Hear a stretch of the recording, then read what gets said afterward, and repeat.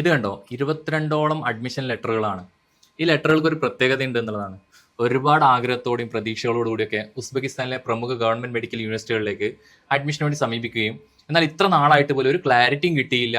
കാത്തിരുന്ന് മടുത്ത പല വിദ്യാർത്ഥികളും അവരുടെ സെക്കൻഡ് സേഫസ്റ്റ് ഓപ്ഷൻ നിലയിൽ തെരഞ്ഞെടുത്ത യൂണിവേഴ്സിറ്റിയുടെ ലെറ്ററാണ് ഇത് എന്നുള്ളതാണ്. ഈ 22 വിദ്യാർത്ഥികളുടെ അതേ സാഹചര്യത്തിൽ കടന്നു പോകുന്നവരാണ് നിങ്ങളെങ്കിൽ നിങ്ങളും ഇത്തരം ഒരു തീരുമാനത്തിൽ എത്തേണ്ട സമയം അതിക്രമിച്ചിട്ടുണ്ട് എന്നുള്ളതാണ്. കാരണം പല റെപ്യൂട്ടഡ് ആയിട്ടുള്ള ഗവൺമെന്റ് മെഡിക്കൽ യൂണിവേഴ്സിറ്റീസും പല രാജ്യങ്ങളും ഇപ്പോൾ ഓൾമോസ്റ്റ് ക്ലോസ് ആയിക്കൊണ്ടിരിക്കുകയാണ്, പലതും ക്ലോസ് ആയി കഴിയുകയും ചെയ്തു. അപ്പോൾ നിങ്ങളെ സംബന്ധിച്ചിടത്തോളം ഇത് കൃത്യമായിട്ട് നിങ്ങളൊരു തീരുമാനം എടുക്കേണ്ട സമയം ആയിക്കൊണ്ടിരിക്കുകയാണ്, അല്ലെങ്കിൽ അത് കഴിയാറായിക്കൊണ്ടിരിക്കുകയാണ് എന്നുള്ളതാണ്. സോ അതേസമയം മറ്റൊരു കാര്യം നിങ്ങൾ മനസ്സിലാക്കേണ്ടത്, ഏറെ ജാഗ്രത പാലിക്കേണ്ട മറ്റൊരു കാര്യമുണ്ട് എന്നുള്ളതാണ്. ഈ സമയത്ത് തന്നെ കസാഖിസ്ഥാനിലായിക്കോട്ടെ, ഉസ്ബെക്കിസ്ഥാൻ, കിർഗിസ്ഥാനിലൊക്കെയുള്ള പല പ്രൈവറ്റ് മെഡിക്കൽ യൂണിവേഴ്സിറ്റീസും പലരും പ്രൊമോട്ട് ചെയ്യുന്നതായി കാണുന്നുണ്ട്. എന്തൊക്കെ ഇരുന്നാലും നമുക്കറിയാം, എപ്പോഴും പ്രൈവറ്റിനേക്കാൾ ഏറ്റവും സുരക്ഷിതത്വം എന്ന് പറയുന്നത് നിങ്ങളുടെ ഭാവിക്ക് നല്ലത് ഗവൺമെന്റ് മെഡിക്കൽ യൂണിവേഴ്സിറ്റീസ് തന്നെയാണ്.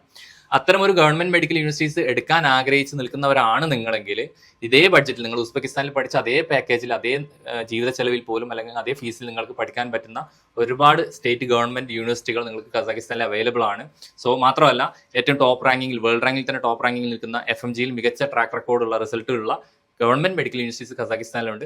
അത്തരം യൂണിവേഴ്സിറ്റികളെ കുറിച്ച് കൂടുതൽ അറിയുവാനും അതിന്റെ ഗൈഡൻസിനും വേണ്ടിയിട്ട് താഴെ കാണുന്ന നമ്പറിൽ ബന്ധപ്പെടുക. നിങ്ങളുടെ ഓപ്ഷൻ സേഫസ്റ്റ് ആക്കി വെക്കുക. ഒരു സെമസ്റ്റർ പോലും നഷ്ടപ്പെടുന്ന ഒരു കുറ്റബോധം നിങ്ങൾക്ക് ഉണ്ടാവാതിരിക്കാൻ വേണ്ടിയിട്ട് കൂടിയാണ് ഞാൻ ഈ പറയുന്നത്. താങ്ക്